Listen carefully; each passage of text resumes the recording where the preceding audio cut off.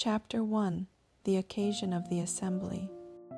Thus have I heard, at one time, the Buddha was staying in the Jeta Grove, in the garden of the benefactor of orphans and the solitary, together with a gathering of great bhikshus, 1250 in all. At mealtime, the world-honored one put on his robe, took his bowl, and entered the great city of Shravasti to beg for food. After he had finished his alms round, he returned to the assembly. When he had eaten, he put away his robe and bowl, washed his feet, arranged his seat, and sat down. The first chapter explains that everything has its own unique causes and conditions, in contrast to Surangama Sutra, which beginning describes how, one day after eating, the Buddha's brother Ananda encountered trouble in the city.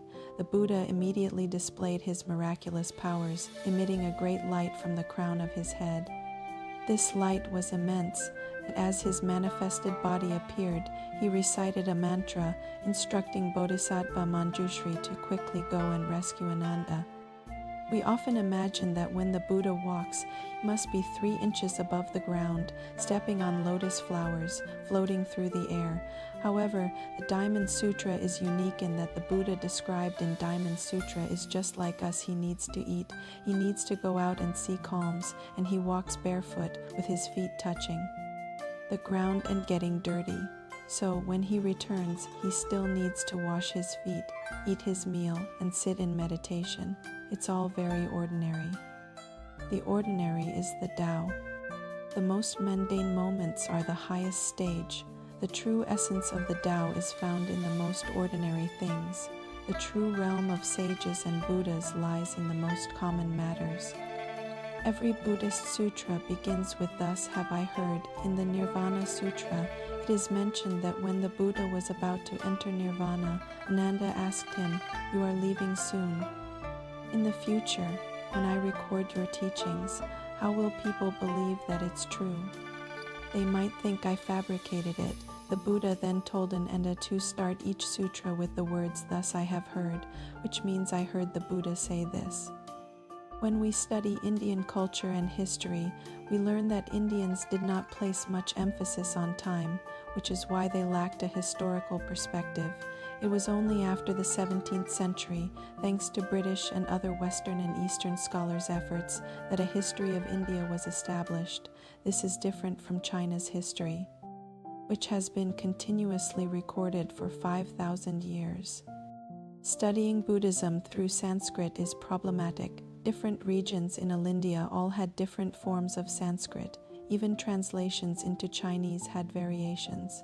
Thus, modern scholars who study Buddhism through Sanskrit are using the post-17th century Sanskrit organized by Europeans and are relying on a few surviving texts from the tradition. So attempting to study Buddhism this way is, as Mencius would say, like climbing a tree to seek fish. Strictly speaking, the true essence of Buddhism is fully contained in the Chinese Buddhist canon. Dedicating extensive effort to studying Sanskrit in order to research Buddhism is truly misleading and a waste of time. Besides lacking of chronological info, numbers in these sutras are also symbolic, like the frequent references to 84,000 in Buddhist texts, simply meaning an innumerable amount, means a lot. The phrase "at one time" is significant. Once one truly attains enlightenment, there is no concept of time. The Diamond Sutra teaches us that the past mind is unattainable, the present mind is unattainable, and the future mind is unattainable. Time is relative. In the true sense, 1,000 years can pass in a single thought, and a single thought can span 1,000 years. There is no past or future, no ancient or modern. As an ancient poem says, the wind and the moon know no ancient or modern. The emotions differ in depth. The moon, the sun, the wind, and the rivers, they are always the same. While the scenery remains constant, the emotions vary in intensity. Some feel great joy when they see the scenery, while those in pain see the same view but feel such sorrow that they wish to die. Each experience is a creation of one's own mind. Scientifically, time is relative. In Buddhism, time is a construct of the mind, not an absolute. When one is in pain, every second can feel like an eternity, but in happiness, 1,000 years can pass in an instant. Thus, Buddhism has already made this clear. At one time means there is no past or future. At one time, the Buddha was in the country of Shravasti, in the Jeta Grove, in the garden of the benefactor of orphans and the solitary. From the age of 31 until he was 80, the Buddha taught for 49 years, and most of his teachings were delivered in Shravasti. Shravasti, located in central India, was a prosperous and culturally developed kingdom with great wealth. The king of Shravasti was King Prasenajit, a disciple of the Buddha, who is also mentioned in the Surangama Sutra. In Shravasti, there was a wealthy and virtuous elder named Anathapindika, who was also the leader of the Zoroastrian faith. One day, while in the city of Shravasti arranging a marriage for his son, he encountered the Buddha and developed faith in him. He requested that the Buddha come to Shravasti to teach and offered to build a hall for the Buddha's teachings. The Buddha responded, "If conditions allow, I will come once the hall is built." Anathapindika returned to Shravasti and found the best piece of land, but it belonged to Prince Jeta. The prince set a condition: if Anathapindika could cover the land, which was 80 acres, with gold leaf, he would sell it to him. Anathapindika, known for his generosity and always helping the needy, was determined to do so hence his name, benefactor of orphans and the solitary. He began covering the land with gold leaf, and when halfway through, someone reported this to the prince. The prince asked why he was doing this, and Anathapindika replied, "This is truly for the Buddha, a real saint." The prince said, "I believe you. You don't need to cover the rest. Let's build the hall together." Thus, the hall was constructed through the combined efforts of Prince Jeta and Anathapindika and became known as the Jeta Grove, Garden of the Benefactor of Orphans and the Solitary. The Surangama Sutra was also taught in this place, which served as a great hall where the Buddha often gave his teachings, along with a great assembly of 1,250 bhikshus. Every Buddhist sutra mentions these two lines, along with a great assembly of 1,250 bhikshus, regardless of where the Buddha was giving his teachings. It is always said that he was accompanied by 1,250 bhikshus.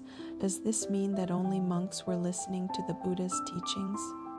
Why is this number of 1,250 always mentioned? After the Buddha began teaching, the first group of students he gathered, also the most difficult ones to tame, was this group of 1,250. Among them was Shariputra, who was already a great teacher before the Buddha started teaching. He had 100 students of his own. Then there were the 3 Kasyapa brothers, not the Kasyapa of the flower-holding and subtle smile story. 2 of them each had 250 students, and the third had 500, making a total of 1,000 students. They were all influential scholars and religious leaders of their time.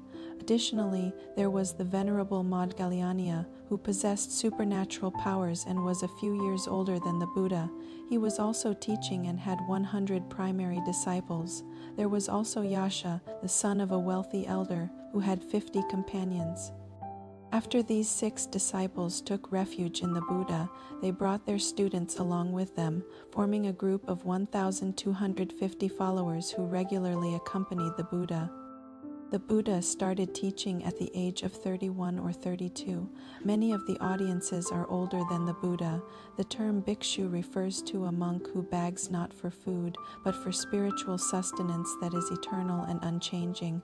It is a respectful term. They seek the Dharma from the Buddha above and beg for food from all beings below, thus becoming bhikshus who strive for Buddhahood.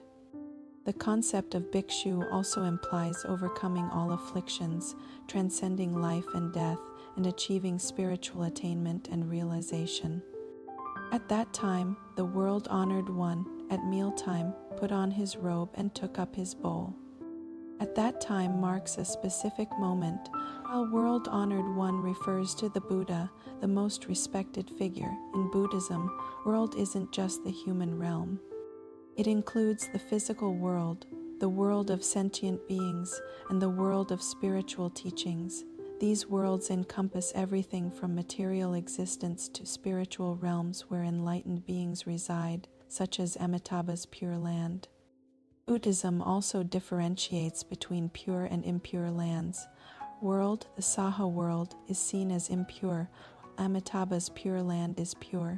The Buddha Shakyamuni is the Buddha of our 1,000 great worlds, a concept initially considered exaggerated but increasingly validated by modern science.